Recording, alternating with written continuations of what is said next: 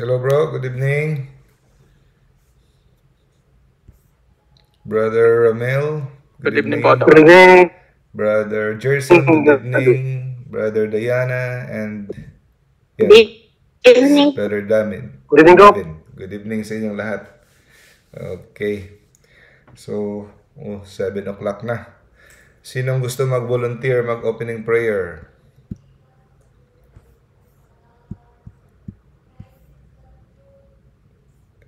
Hello? Sa Brother Ramel, gusto mo? Hello, hello. Po, Doc. Opening Ako na prayer? po, Doc. Sige, bro. Mahina yata yung signal mo, Doc. Mahina ba? Ngayon, basta? Okay na? Sige po. Sige. Start tayo. Pa, 7 o'clock na. Sige.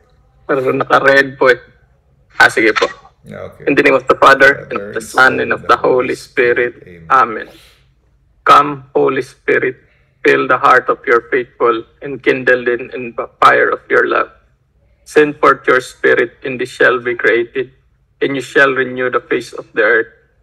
O God, who by the light of the Holy Spirit did instruct the heart of the faithful, grant that by the same Holy Spirit we may be truly wise and ever enjoy His consolation. Through Christ our Lord. Amen. In the name of the Father, and of the Son, and of the Holy Spirit. Amen. Thank you, brother, sa opening prayer. Welcome po, Doc. Okay. Check ko lang aking internet. Kaya pala mahina kasi naka-extension. Ito tayo sa ito. Shift natin yung internet.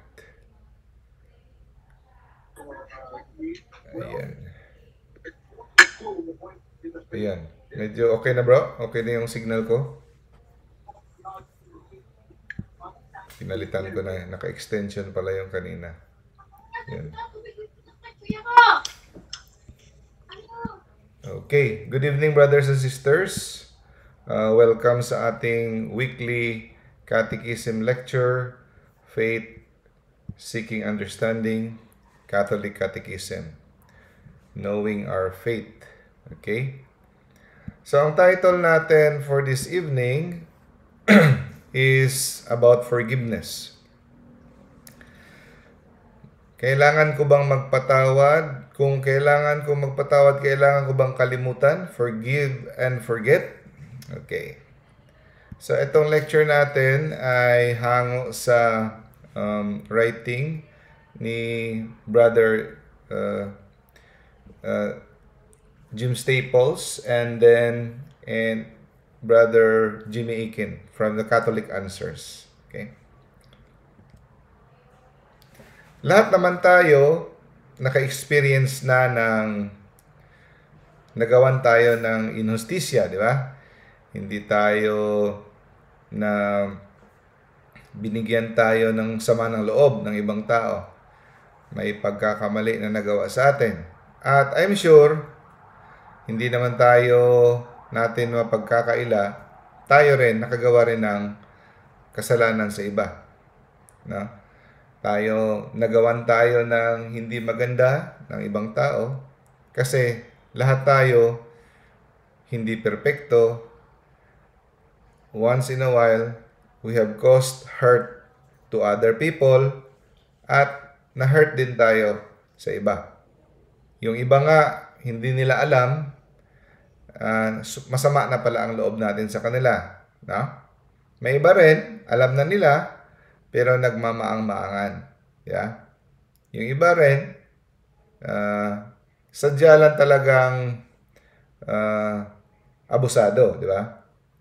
Yung dahil nasa posisyon sila, na meron silang kakayahan, nag-aabuso.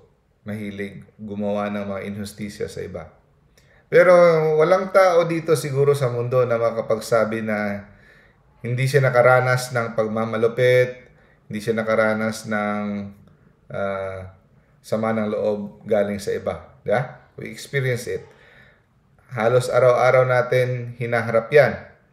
At may malaki ang chance na mauulit-ulit natin itong ma-experience. Yung mga nagawang pagkakasala ng iba sa atin. At ito ay maliwanag na ipinahayag ni Jesus sa atin, no? That kailangan nating magpatawad. We have to forgive. Hindi siya option. Kailangan talaga natin magpatawad.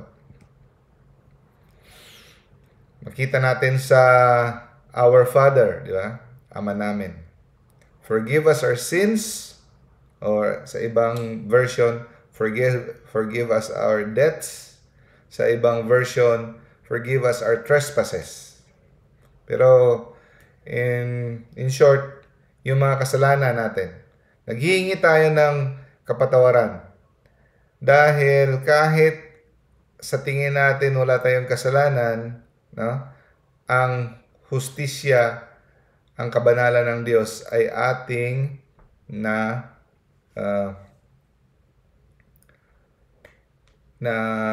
va-violate natin, no?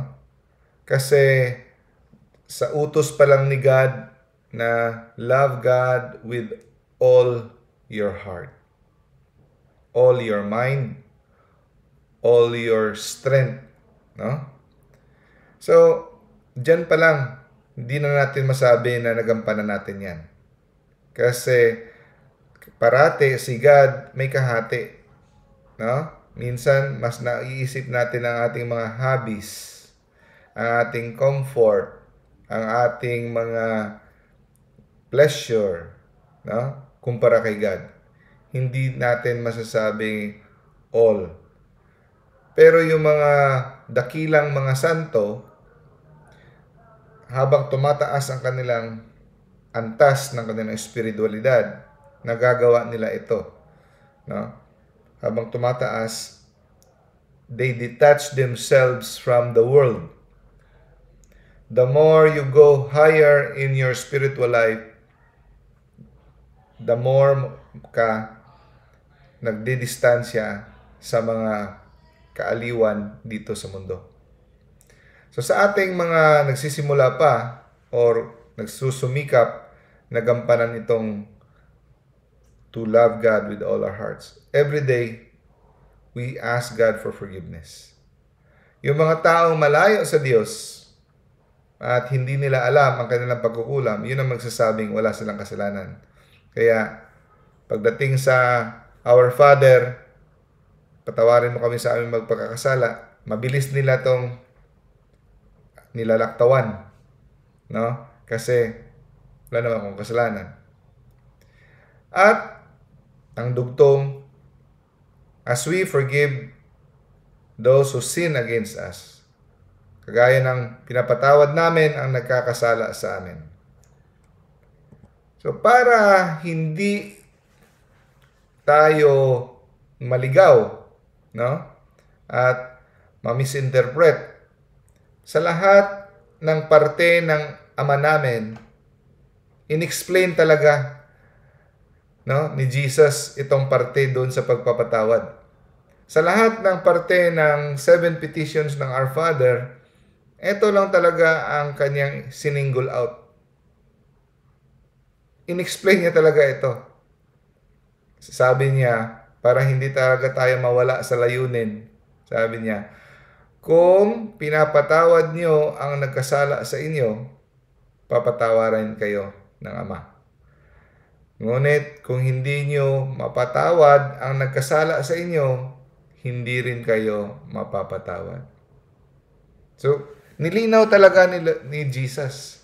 Kasi napaka-importante ito. So, meaning, nakasalalay ang ating kapatawaran sa ating mga kasalanan, sa ating pagpapatawad sa ating kapwa.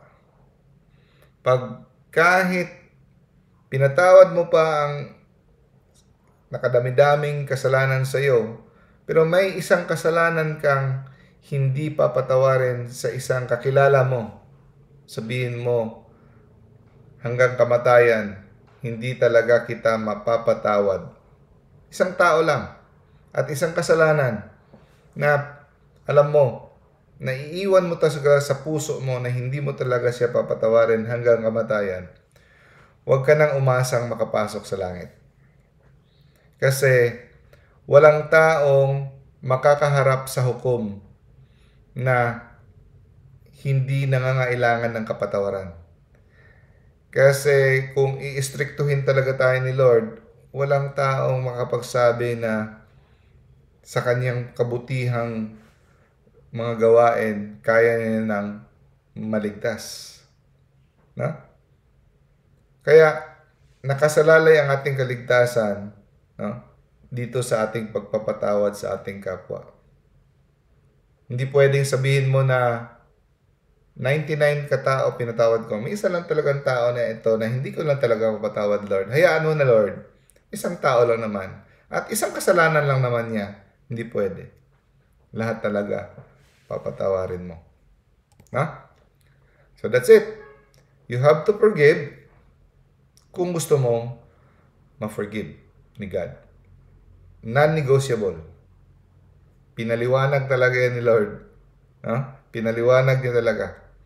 So, ibig sabihin mga kapatid, kahit napupudpud pa ang iyong tuhod sa kapunta sa Blessed Sacrament, sa Rosary, kahit binigay mo pa ang lahat ng pera mo sa mga mahihirap para pakainin sila, kahit anong bait-bait mo pa, pag hindi ka makapagpatawad sa isang kasalanan, huwag kang umasang makapasok sa langit. Hindi ka talaga mapapatawad ni Lord. Kahit anong bait mo pa, may kasalanan ka talagang kailangan patawarin ni Lord. Okay?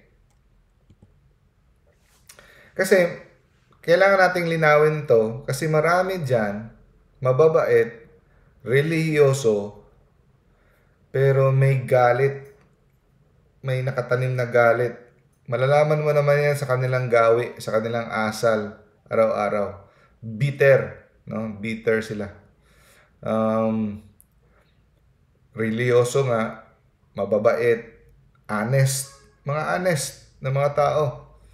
Maprinsipyo, gusto nila pantay-pantay, hustisya. Pero sayang, no? Sayang, hindi sila maliligtas, hindi sila makakapasok na langit. Ang problema, saan sila nabiktima ng demonyo? Kasi magaling itong demonyo eh.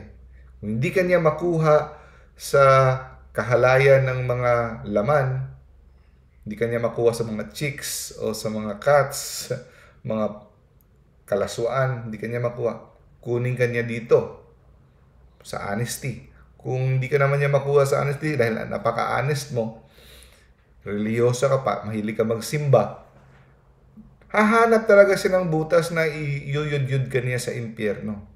So kaya mag-ingat tayo sa lahat ng aspeto ng ating buhay, bantayan natin. Kasi baka doon kanya kukunin sa hindi pagpapatawad. Mabigat yan. Kasi stricto si Lord. Kung hindi mo mapapatawad yung magulang mo na nagmaltrato sa'yo, na iniwan ka nung bata ka pa, pinabayaan ka niya, hindi mo siya mapatawad sa puso mo, hindi mo siya handang tulungan kung siya ay matanda na nangangailangan ng tulong mo, hindi ka talaga mapapatawad ni Lord. No? Now, kailangan nating linawin mga kapatid kung anong ibig sabihin ng pagpapatawad. Kasi baka mali din ang pag-intindi natin. No? So, delikado rin. So, hindi to wido-wido lang. No? What does it mean? Akala ng karamihan, pag pinatawad natin ang tao, no? So, kailangan hindi na tayo galit sa kanya. Mali yan. Na? Dapat kung napatawad mo na, dapat wala ka nang nararamdaman na galit sa kanya. Yun ang akala natin. Ha?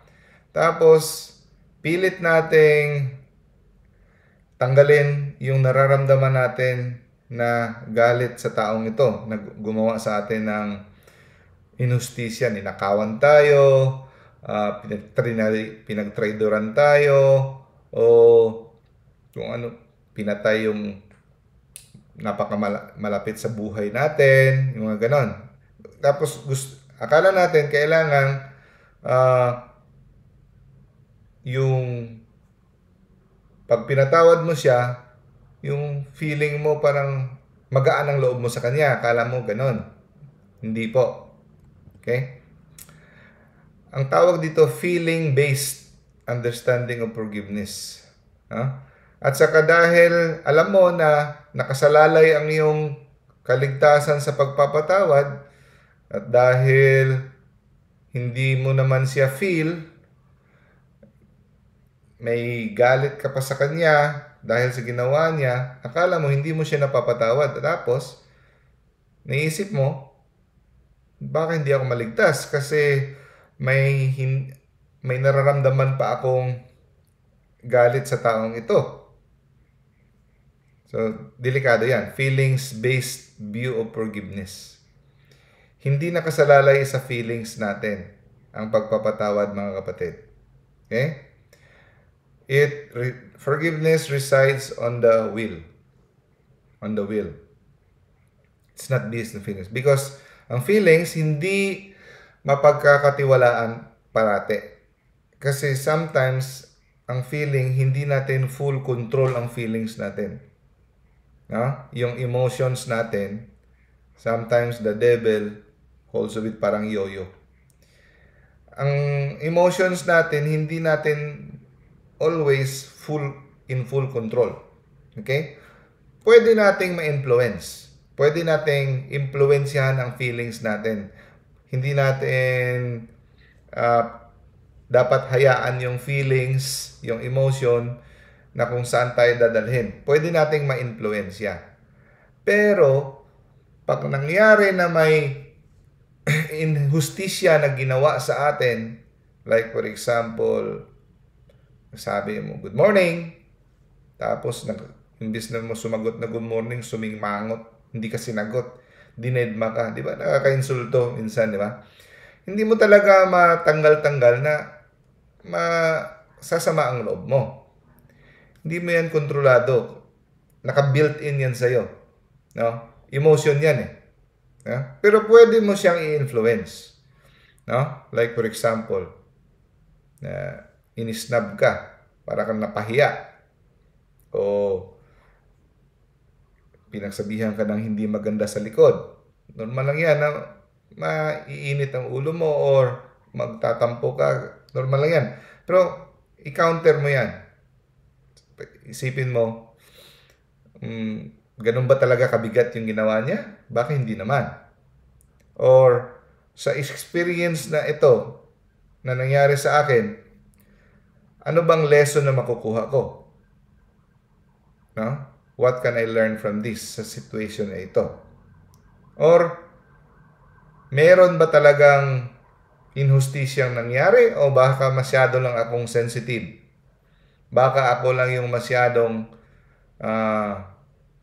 mahilig maghanap ng butas sa wala naman. Diba? Kasi may mga taong hinahanapan ng opensa ang wala namang dapat ikapuna na opensa. Di ba? So, may mga taong masyadong high in spiritual level na pag ginawan mo sila ng insulto, sa kanila baliwala. May mga tao na malayo masyado kay Lord, na kahit konting-konti lang na wala naman, they take offense. So, depende yan sa tao rin, no? So, depende yan sa ating mindset. Okay? Napansin mo, di ba? Nung immature ka pa, masyado ka pang emotionally immature, konting sabi lang ng asawa mo o kapatid mo, nagagalit ka na, nagtatampo ka na. Pero the more you become mature emotionally, spiritually mature, mga pinalalampas mo na lang. naiintindihan, marunong ka ng umintindi, marunong ka ng umunawa. Nagbabase rin yung emotion natin sa mga learnings natin, sa education natin, na hindi naman pala ito nakakaano. For example, may mga expression sa isang kultura na pag sinabi ito, hindi ito insulto. Pero pag sinabi mo to sa isang kultura, sa isang lugar, sa isang bansa, ito ay insulto. Diba? So, magdedepende sa background. Now, let's go to anger and sin. Kung ikaw ay magalit, yung galit mismo is not sinful. Okay? Sabi sa Ephesians chapter 4 verse 26. Be angry, but do not sin. Pwede kang magalit. Pero yung galit mo, mag-ingat lang na ito ay hindi magdadalaya sa iyo sa pagkakasala. Do not let the sun go down on your anger. So, hindi to literal na antayin mo pang mag-alas 5 na o magdapit hapon, dapat doon ko na i-turn off yung galit ko. Hindi yan literal na. Ang ibig lang sabihin ni St. Paul is wag mong inorture. Wag mong diligan ng diligan para tumubo yung galit mo. Normal lang yung emotion na pag may mga offense, may mga hindi magandang ginawa sa iyo, magagalit ka. Okay? Pero meron tayong responsibilidad, no? Na tayo ang mag-control ng ating feelings.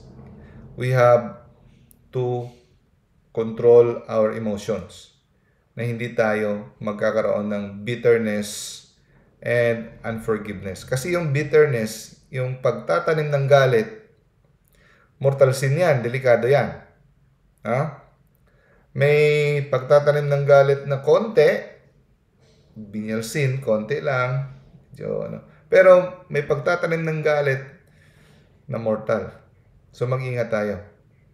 Lalo na pag ang ating pagtatanim ng galit ay gusto natin ng mapinsala yung ating kapwa.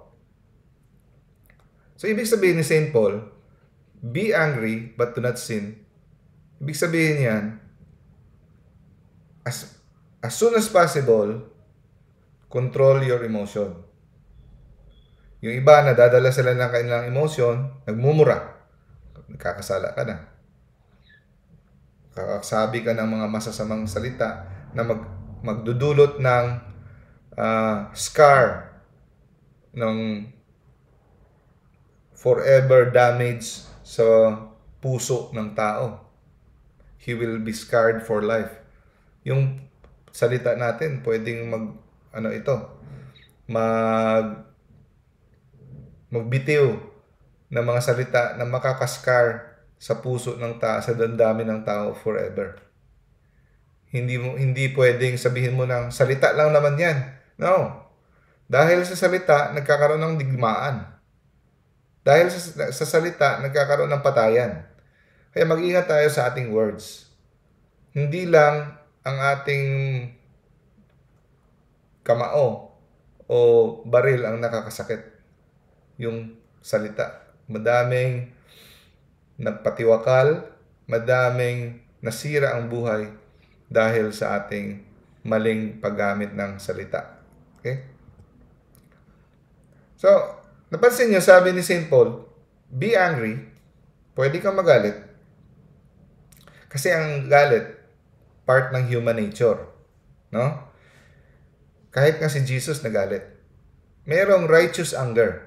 Merong evil anger. Diba? The love of God's temple consumed me, sabi ni Jesus. He overturned na yung mga mesa ng mga sugalan o mga pagtitinda doon. In-overturn ni Jesus. Pero hindi ibig sabihin na gayahin natin si Jesus. He can do that because He is God, no? Hindi pwedeng pag nakita ka dyan ng may nagtitinda sa simbahan, babaligtarin mo rin. Papahuli ka, pulis. But anger is part of our human nature. Ang anger, bakit nilagay ni God yung anger na emotion sa atin? It motivates us to do something. Example, nakita ka ng injustisya or something, napupukaw yung damdamin natin na tumayo at gumawa para sa to do something about it, no?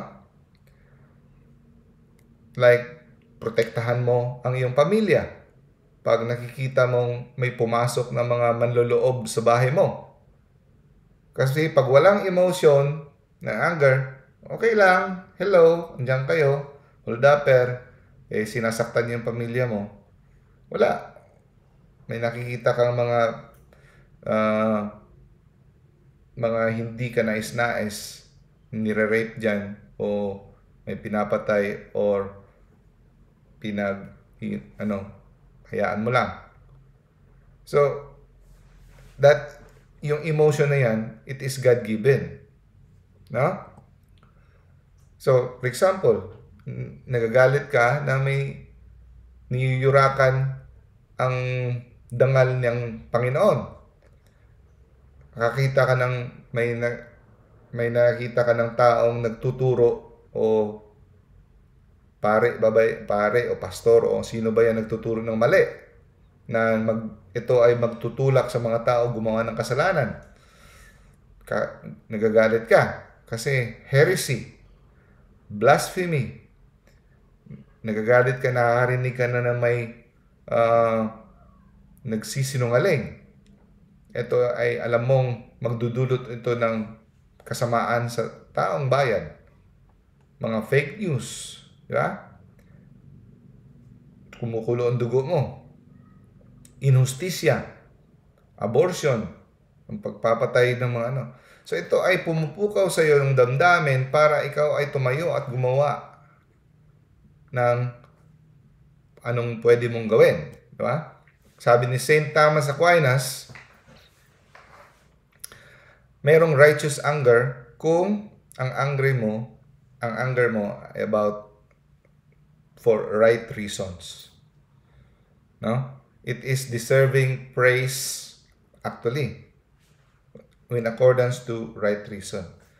Pero kung ang anger mo ay evil, no? Hindi siya sa tamang rason, it is not good. Kung ito ay nagpapataguyod ng hustisya, direct towards good. Okay? At kung gusto mo ang tao ay makatanggap siya ng konsekwensya ng kanyang kamalian para siya ay matuto at malaman niya na ang kanyang kamalian ay nagdulot ng pinsala sa iba at gusto mo siya makatanggap ng hustisya sa kanyang kamaliang ginawa, hindi yan masama. No? Para siya ay maturuan ng leksyon na hindi na gawin ito in the future. So it is keeping with justice. No? Gusto mo siya makulong, gusto mo siya mahuli, o gusto mo siya matauhan, o disiplina, hindi yan kasalanan. Okay? So that he will understand how he has hurt others. Okay? So, pero kung gusto mo siyang maparusahan na sobra-sobra kalabisan na sa ginawa niyang kasalanan, more than he deserves, paplantiran mo siya sa ginawa niyang kasalanan nung una, tapos makulong siya habang buhay, oo nga, nagkasala siya. Pero sobra-sobra, no? Mawawalan siya ng trabaho forever o ano ba dyan. Basta sobra-sobra sa offense na ginawa niya at hindi makatarungan at yung rason ng iyong galit ay kalabisan at kasamaan na, that is already evil anger. Kaya sabi, winawarningan tayo kasi madali lang tayong mapunta sa evil anger. It is so easy for us dahil sa ating fallen nature, original sin, concupiscence, kaya always tayong mag-ingat, careful na ang ating anger kasi napakadali lang tayong mapunta sa maling paraan ng galit. Okay? Dahil sa ating fallen nature. Anger and forgiveness. So, may galit, may nagawang pagkakamali sa atin. No? May injustisya, opensa. So, napupukaw yung galit natin. Okay. So, ang rules dyan, malalaman kung ang galit mo ay dahil sa offense nagawa kay Lord or sa hustisya, so, makatarungan yan.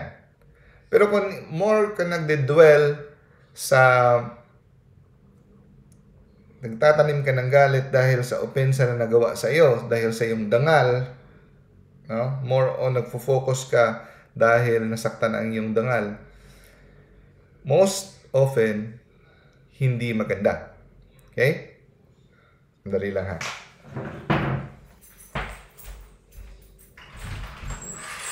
Diyan. Ang volume pa yun ay ito.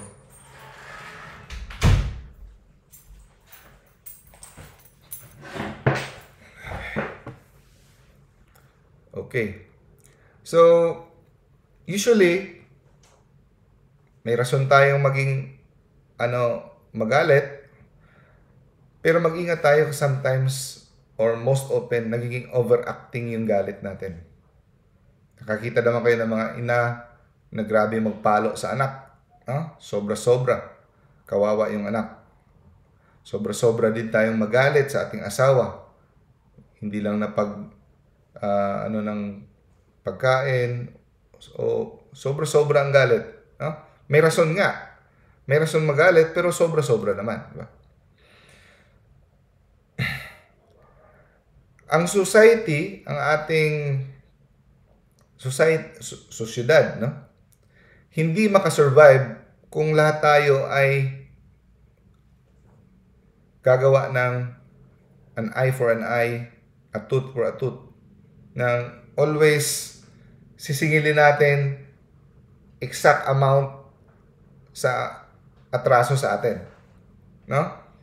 Pag hindi tayo nag-practice ng forgiveness, hindi makakasurvive ang society. No? Kasi we always exact retribution. Kailangan natin, kada isa sa atin, marunong mag-practice ng tinatawag na ipagpaliban mo na lang. No? I will let this slide. Sige, pagpaliban ko na lang itong ginawa. Kasi kung parati tayong, may atraso ka, dapat susuklian din ang atraso. Magugunaw ang mundo. No? At kung ang ugali mo, ganun parati, magaling kang mag-store sa memory, in-invite ko siya ng birthday. Ako hindi niya in-invite. Lista ko. Parang hindi maganda yung joke niya sa akin parang below the belt yun Sige, lista ko yan. In-invite ko siya ng birthday, hindi siya pumunta. Parang hindi ako importante sa kanya. Lista. Pag ganun ka, parati ka sobra kang sensitive, parati kang naglilista kung ano mga kasalanan at tresya, you will end up isolating yourselves. Di ba yung mga taong ganun? Walang kaibigan. Kung mayroon man, konti lang. Kasi sobrang feeling victim. Victim sila parati. People are so unfair. Kasi hindi healthy yung ganun. Parati kang kailangan para makasurvive ka sa society, Learn not to always focus. Hindi ka dapat ang focus mo sa sarili mo. Dapat always ang focus mo kay God. Always kay God. Next, kung paano ka makakatulong sa iba. And deny yourselves. Kaya nga sinasabi ni Jesus parati, deny yourselves. Forget yourself. Kasi kung nakafocus ka parati sa sarili mo, depressed ka. Depressed ka kasi dapat ganito ang pagtrato sa akin, dapat ganito ang pagtrato sa akin. Kung ganun ka, magiging neurotic. No? Hindi ka, may mga taong ganun. Masyadong bitter. No? Now, so dapat marunong tayo, normal lang yan, magpupukaw yung anger natin. Dapat marunong tayo magpartisyon. I-compartmentalize mo yung anger mo.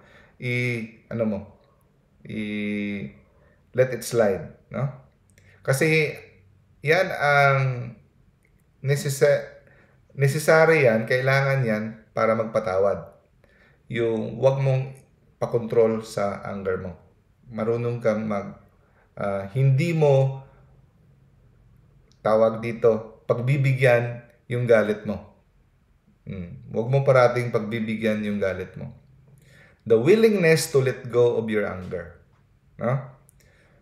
So, kahit sabihin natin, it will take a while. Hindi naman kaagad-agad mawawala yung galit mo. So, hindi ibig sabihin dahil galit ka, pagbibigyan mo siya, yung galit mo. Pwede mong isang tabi. No? So, kahit sabihin mong medyo matagal-tagal pa mawala, mahuhupa ang galit mo, pwede ka nang magpatawad. Hindi mo kailangang hintayin na huhupa ang galit mo. Pwede kontrolin mo siya. No? So, ano yung ibig sabihin ng pagpapatawad? What forgiveness is not? Yung hindi tama na pagpapatawad. Okay? Di ba? For example, ako, ang dami kong sinaktang tao. Sinabi ko na yun dati sa testimony ko nung nag-interview kay Brother Adrian Milag. Sinabi ko na dumaan ako sa time na dami kong sinaktan. Mga babae, no? Marupok. Mga pinaasa, tapos sinaktan. Yun. Hanggang ngayon nagsisisi ako, no? Tapos, nung time na ilang beses ako nag-ask ng forgiveness, I wish na sana ang pagtingin niya sa akin na parang dapat hindi niya na maalala, no? Example, you break the trust of someone. Ang gusto mo mangyari, sana mababalik kagaya ng dati, no? Mababalik kagaya ng dati na parang gusto mong mangyari na hindi niya maalala kung yung ginawa mo sa una. Tapos magagalit ka pag naalala niya. Yeah? We'd like things to go back to exactly the way we were. Gusto mong ganon. Pero sa realidad, mga kapatid, hindi yan mangyayari.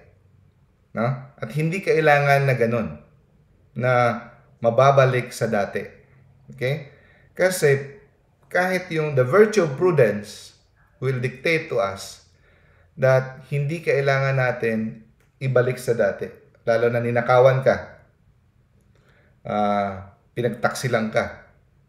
Nakastore na sa mind mo na pinagtaksilan ka.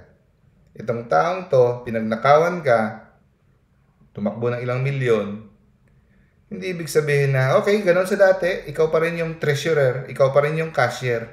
Hindi pwede. No? Especially if the trust has been broken.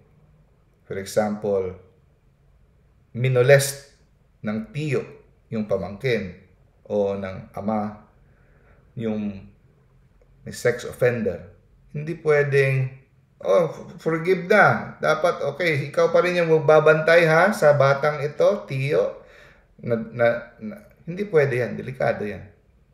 May mga taong na-trauma na every time na makikita niya yung offender niya, sex offender niya, na-activate yung trauma niya. So kaya may mga tao hindi dapat pwede magkita indefinitely or temporarily to heal the trauma. Hindi ibig sabihin dahil you forgive, ipapakita mo sila same place. No, does not heal. It does not help the situation. Okay? For example, a terrorist or a child molester, hindi pwedeng kakalimutan, forgive, and you totally forget. Prudence and common sense will tell you that is not proper. So, kung someone has violated our trust, di siya magpakatiwalaan, ng chick siya, ng cat siya, o ano pa dyan, ginawa. Pwede nating ma-let go ang ating anger, pero hindi ibig sabihin na pagkakatiwalaan natin siya. Pwede after a few years, many years pass, na-prove natin na bumalik na siya sa dati, mapagkakatiwalaan na siya ulit, pwede. Pero hindi pwede kaagad-agad ibalik mo ang tiwala mo. Kasi ang tiwala ay dapat i-earn. Hindi dinidikta na, you should trust me again. Wala kang tiwala sa akin, ilang beses ka nang nahuli na nagsisinungaling na yung perang hinihingi mo, pinagsusugal mo. Tapos magagalit ka pag dududahan ka na hindi ka pinagkakatiwalaan. No ka, hello? Trust, hindi dinidikta yan. It is earned. Kaya huwag ka magalit sa asawa mo na hindi siya magtitiwala kaagad sa'yo, ilang beses ka na nahuli ng bababae. No? It is trust can be.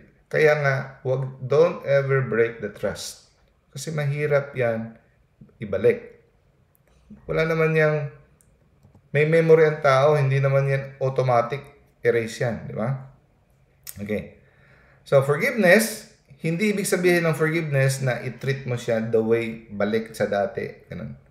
Kasi may mga scar na nagli-live, lalo na yung mga maltrato ng mga bata sa lumaking ganun. Hindi pwede yung makakalimutan niyo yung mga pagmamaltrato, pagmamalupit, lalo na physical or sexual abuse.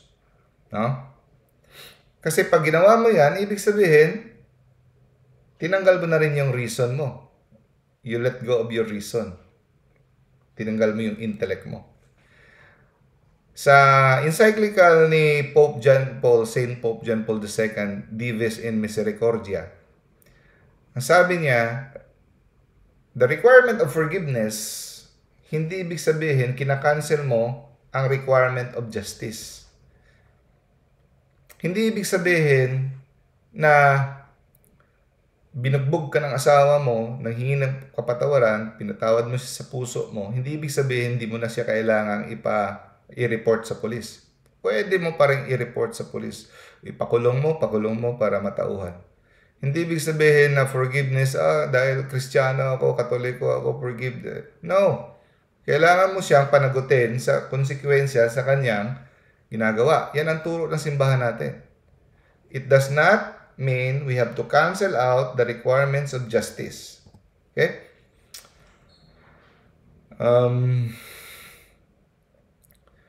Yun. It does not mean we have to tolerate evil, scandals, injury, or insult. No? Ang sabi pa nga sa Divines Misericordia, sometimes, kailangan i-repair ang evil, reparation, compensation for injury, and satisfaction for the insult. Minsan, ito ay conditions for forgiveness. Okay? Ang sabi naman yan. O di ba sabi ni Lord sa Isaiah chapter 25, verse 23, yung iba, sabi nila, you have to forgive and forget. Kasi sinabi sa Bible, I am he who blots out your transgression for my own sake, and I will not remember your sins. Si God nga, hindi nagre-remember ng sins. No? Tayo pa kaya, dapat will not remember. No, hindi yan ang ibig sabihin. Okay? When God forgives, sabi ng iba, He forgets. Kuno. So, kailangan ba nating i-forget? Ang sagot dyan, mga kapatid, there is no such thing as divine amnesia. Walang amnesia si Lord. Hindi ibig sabihin na andun si Lord sa langit tapos sabihin niya, paano kaya nagkaroon ako ng butas sa kamay ko at sa katagiliran? Bakit may butas ako?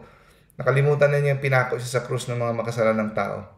Hindi ibig sabihin nakalimutan ni Lord ang ginawa natin sa Kanya. Pero ang pagmamahal niya ay pumili na tayo ay papatawarin. No? Paano to dumating yung butas sa kamay ko? Hindi ibig sabihin yan. No?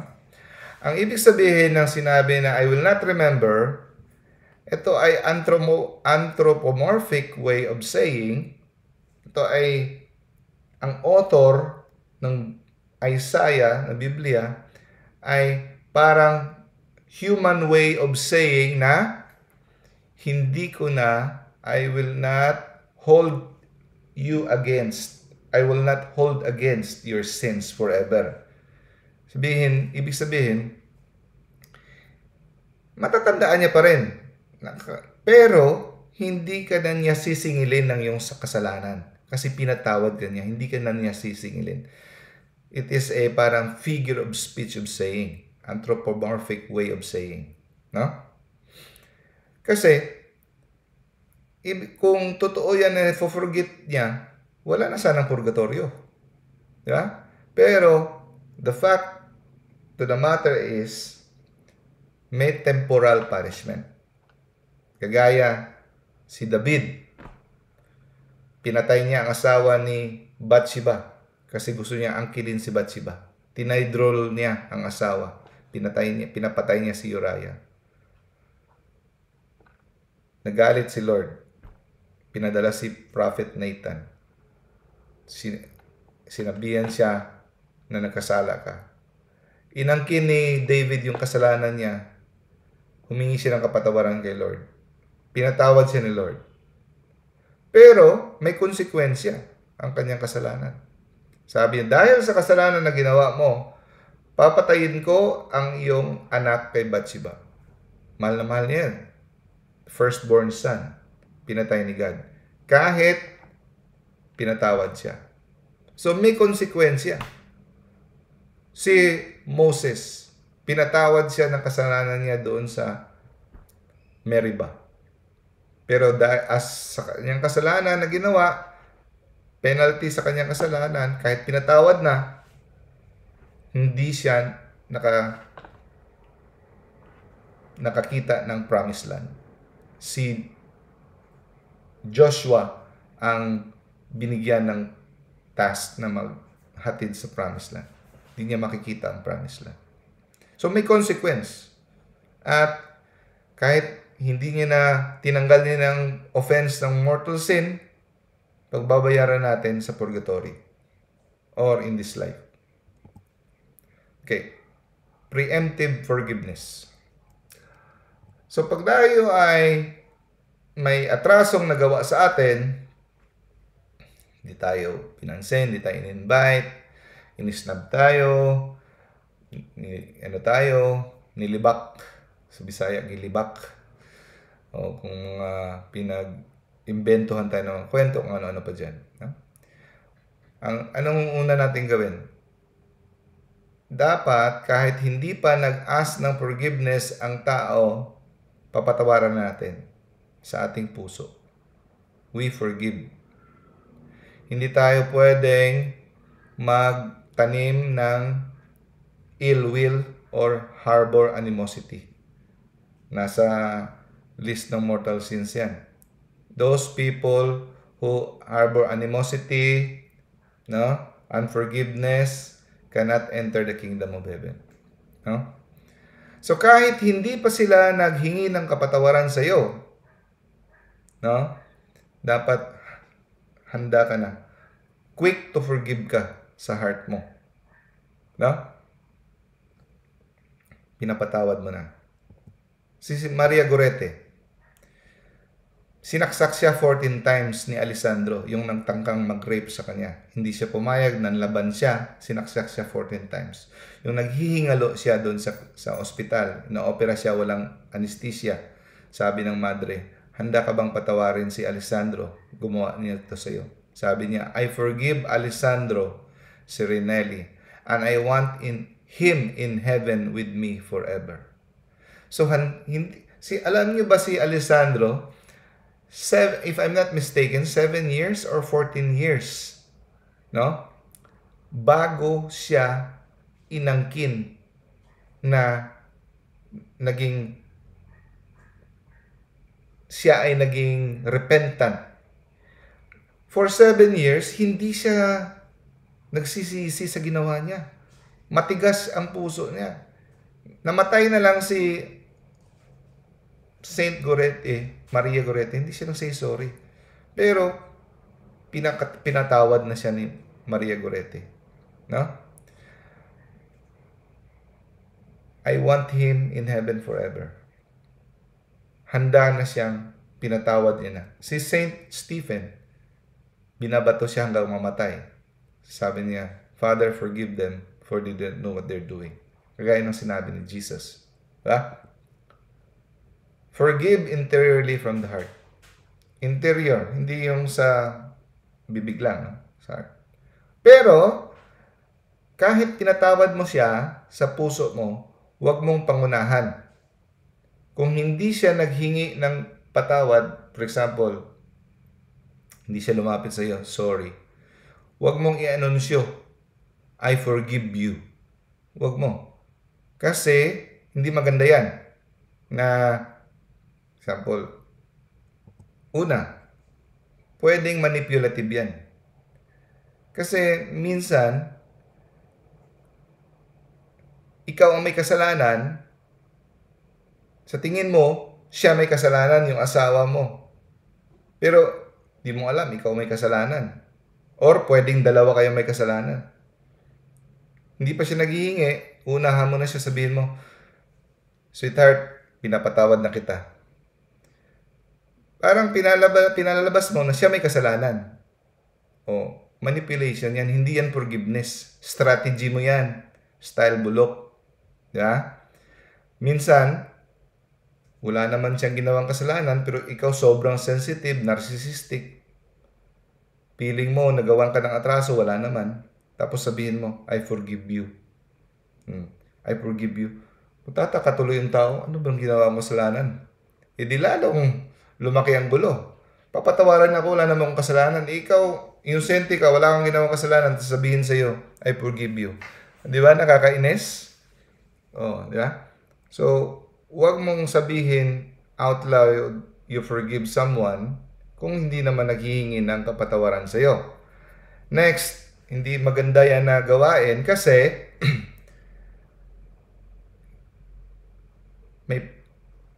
mag-kick in ang defense mechanism, yung pride ng tao. Pag inunahan mo siya, I forgive you, anong isipin niya, ako may kasalanan? So, hindi na ako maghingi ng kasalanan. Hindi na ako maghingi ng patawad. Imbis, kahit may plano ka pa sana, inunahan mo na siya. No? Parang, pinapaamin mo ba ako na may kasalanan ako? Ganun.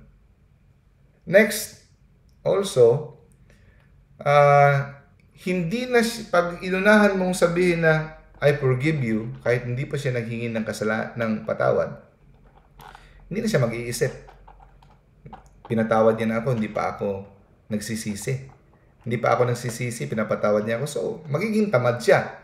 Hindi mo na siya binigyan ng chance na mag-soul searching sa ginawa niyang kasalanan.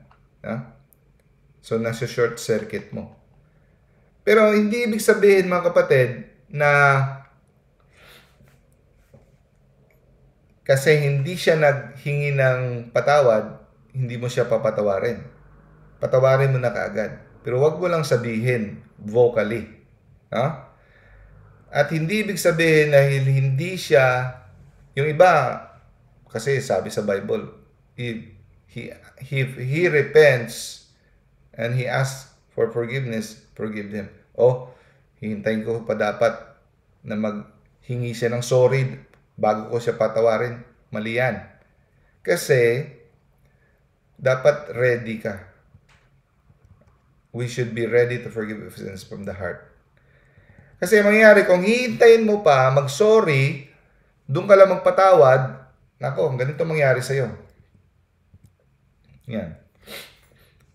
Kalansay ka na, bungo ka na, hindi pa rin pupunta yan. Kasi, a lot of times, most of the time, people will never come to ask for your forgiveness. Bakit? Di ba? Kahit ikaw, proven and tested, mahirap mag-amin na ikaw ang nagkasala. Kahit nga lang sa traffic, di ba? Kaya nga may mga CCTV sa traffic, di ba? Dashcam.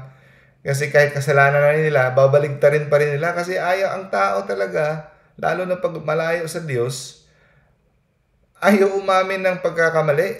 Di ba? Kung walang CCTV, walang aamin, di ba, sa mga, di ba, traffic na mga banggaan. They are too proud to admit. So, pag hinintay mo pang mag-sorry before ka bang, nako, lalaki kang, tatanda kang bitter. No? At, actually, mga kapatid, pag ikaw ay ready mag-forgive, ready kang magpatawad kaagad, healthy ang buhay mo. Yung outlook mo sa buhay, hindi malungkot. Kasi ang taong hindi mo pinatawad, sabi mo, nag-enjoy. Ang sarap ng feeling minsan pag hindi mo siya pinatawad kasi parang may hold ka sa kanya, may hawak ka sa kanya. Hindi kita pinapatawad.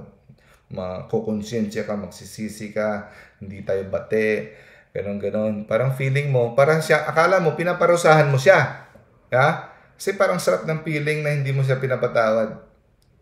Pero ang hindi mo alam, hawak mo siya, ikaw pala ang hawak niya.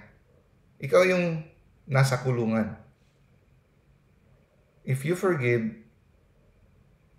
pinapakawalan mo ang isang bilanggo. At ang bilanggo na yan ay ikaw. Akala mo siya yung binibilanggo mo. Hindi mo alam, nag-i-izquierda na sa Boracay yun. Hindi ka iniisip, iba. Pero ikaw, siya pa rin yung iniisip mo. Siya pa rin ang iniisip mo. Siya pa rin ang iniisip mo. Ano kaya na yun? Ano na kaya? Hindi naman ikaw iniisip niya. So, para kang timang, di ba? To forgive is to set a prisoner free and discover that the prisoner was you. Father, forgive them for they do not know what they're doing. Sabi ni Jesus. Nung pinapako siya sa cross, sabi niya, patawarin mo sila, Lord.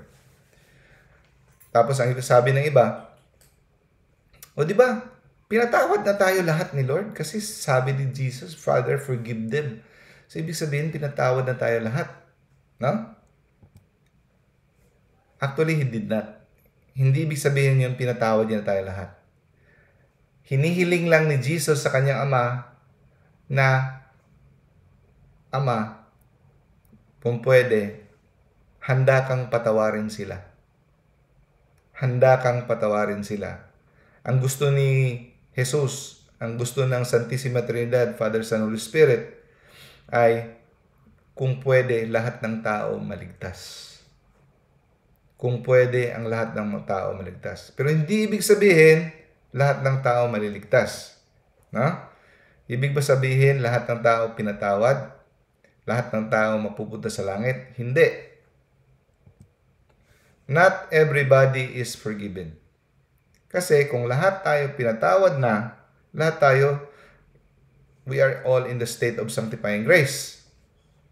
Hindi na tayo kailangan magsisi. Hindi na kailangan ng repentance. Kasi pinatawad na. Hindi ibig sabihin yan sa versikulong yan. No? Si Lord gusto niya patawarin lahat tayo. Pero ayaw niyang ipilit kung ayaw natin. May YouTube nga na post, please Christians, please allow us to go to hell. We want to go to hell. please do not preach to us. May atheist na gusto niyo mapunta sa impyerno. Kaya wag natin silang pilitin. Pwede natin silang akayin, pero hindi pinipilit ni Lord. May freedom tayo. So, hindi niya gustong ipipilit ang kapatawaran. Kung ayaw, may mga tao talagang galit kay Lord. Ayaw talaga din lang manghingi ng kapatawaran. No? So, kung ang tao ay hindi nagsisisi sa kasalanan, no? Hindi sila mapapatawad. Of course, kahit hindi magsisisi ang mga tao, ang kapatawaran, andyan yan, ready. Kaya, hindi mali na sabihin, no repentance, no forgiveness. Hindi ibig sabihin niya na yung kapatawaran ni Lord na wala kung wala magsisisi. No, andyan pa rin yan. Ang ibig lang sabihin yan, kahit may kapatawaran, ready, useless kung hindi ka magsisisi. Hindi mo maa-avail. Yeah? Hindi mo maa-avail. Hindi ibig sabihin na namatay si Jesus once and for all. Hindi ibig sabihin pinatawad niya na tayo once and for all. No. Case-to-case basis ang pagpatawad ni Lord. He forgives as we repent. Every time we repent of our sins, sa tuwing tayo ay magsisisi at tumalikod sa kasalanan, papatawarin niya tayo. Hindi yan isang beses ka lang patawarin hanggang kamatayan yun na. No. He forgives only those who repent of their sins. May backing yan sa Bible. 2 Corinthians chapter 7 verse 10. Godly grief produces repentance that leads to salvation. Requirement talaga ang repentance, mga kapatid. If we confess our sins, He will forgive us. No? Kaya nga hindi niya mapapatawad ang mga tao na sa impyerno. Sa simpleng rason, dahil hindi sila nanghingi ng kapatawaran. O nanghingi man sila, may mga kasalanan silang hindi nakumpisal. Bago sila namatay. Hindi nila nakumpisal, hindi nila napagsisihan. Okay? So, ang forgiveness is, dapat gayahin natin ang ating Ama na magpapakita ng awa sa ating kapwa. Kasi kung tayo ay magpapatawad, tatawagin tayong mga anak ng Diyos. No? Kagaya ng Diyos na maawain.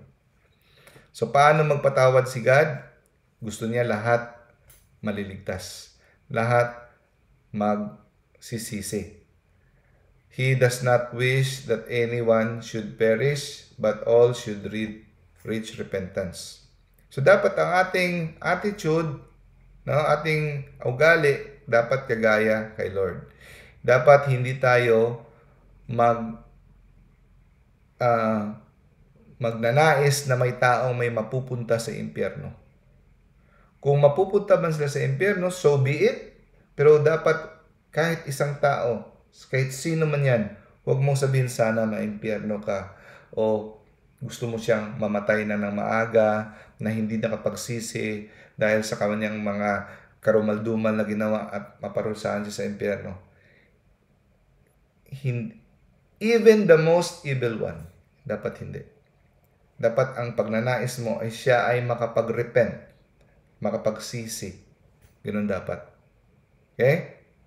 So kung ganun ka dati, yung mga kriminal, gusto mo na silang mamatay para maimpyerno, magsisi tayo. Kasalanan yan. No?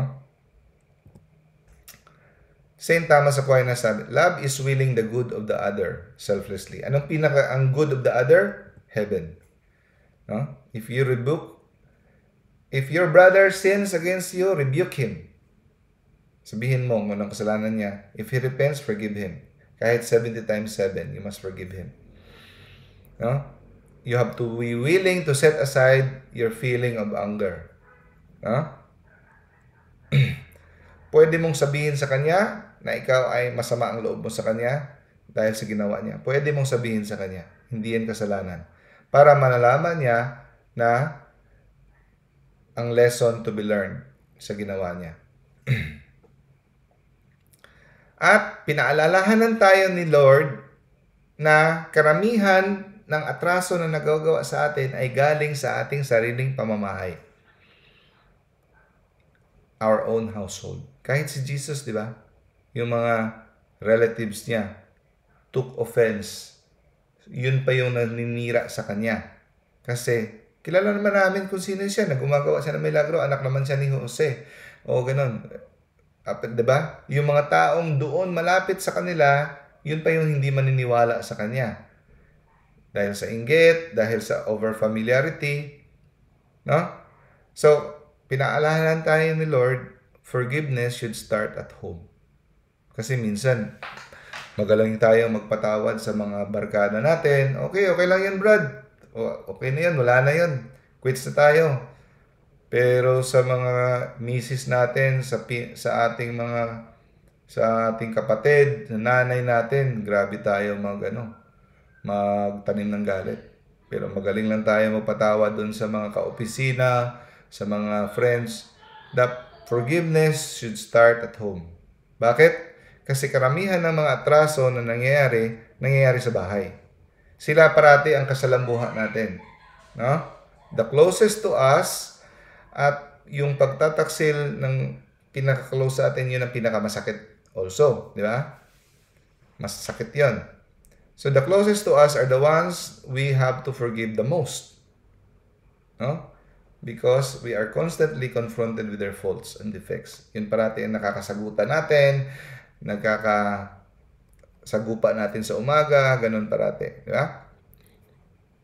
And hindi natin kailangan makalimutan, mga kapatid. Okay lang kung minsan naaalala natin. Kasi, alam mo bang pwede tayong magpatawad ng ilang beses sa isang atraso? Ano ibig sabihin? Dahil meron tayong memorya sa brain natin, naka-store yan sa ating.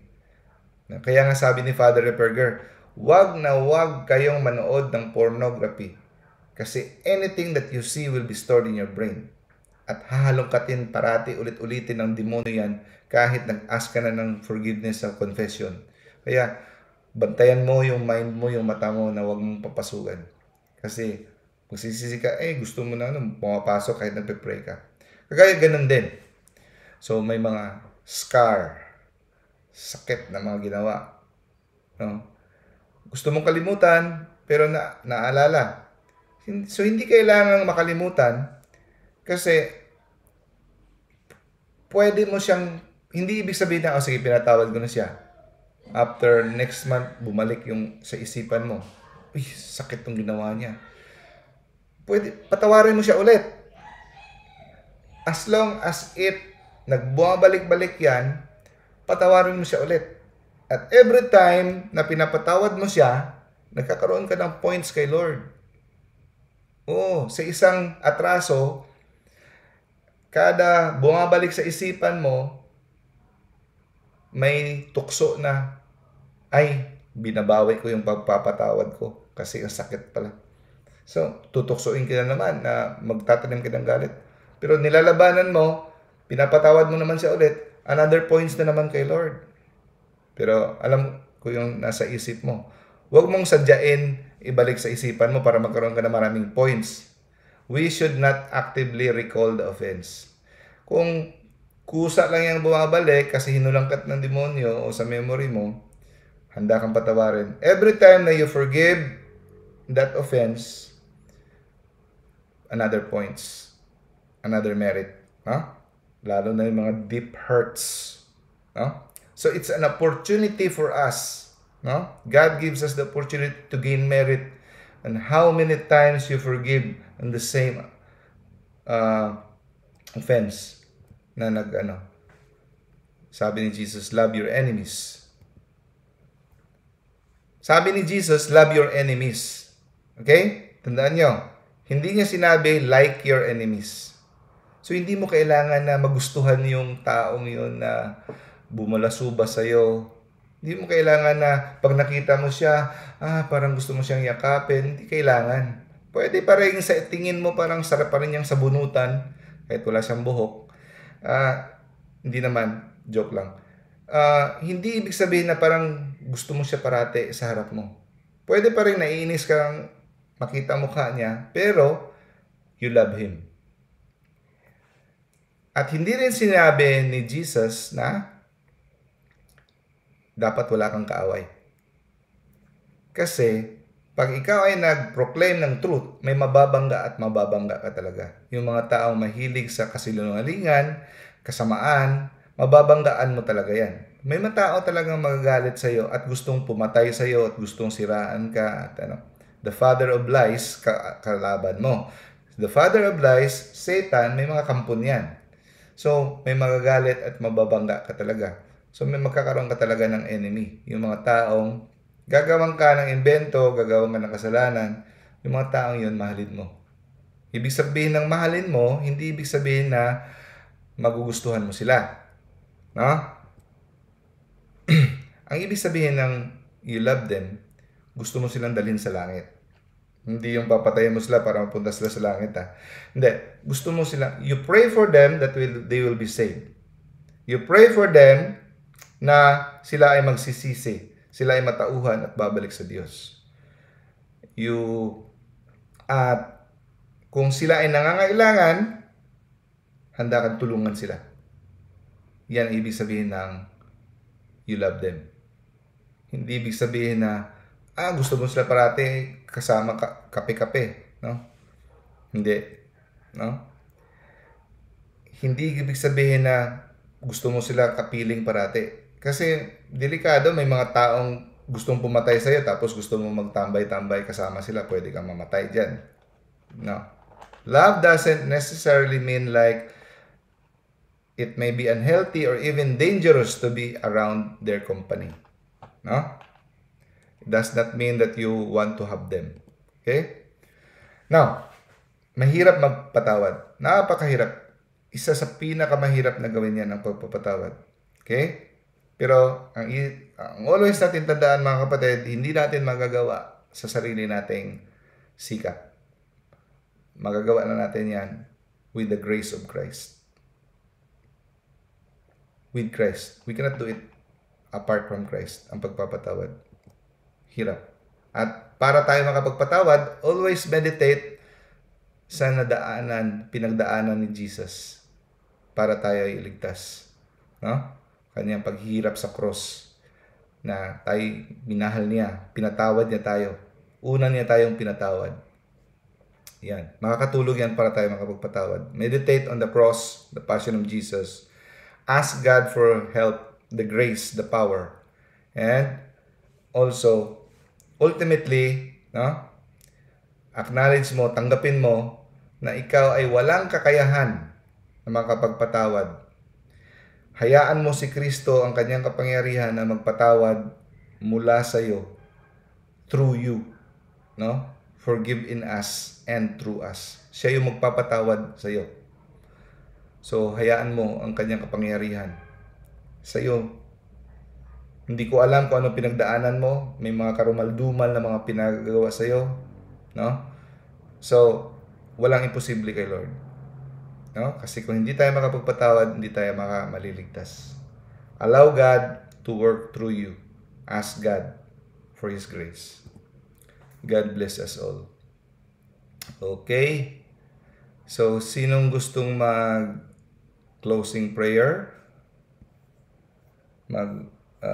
Volunteer? Anyone? Kung walang mag-volunteer, ako mag-volunteer sa inyo. Sis Evelyn, hello?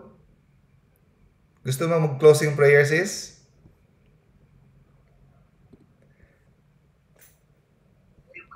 Hello po. Good evening. Hi, sis. Hindi po, Doc. Taga saan ka, sis? Nasa Hong Kong po ako ngayon, pero taga Palawan po ako. Very good.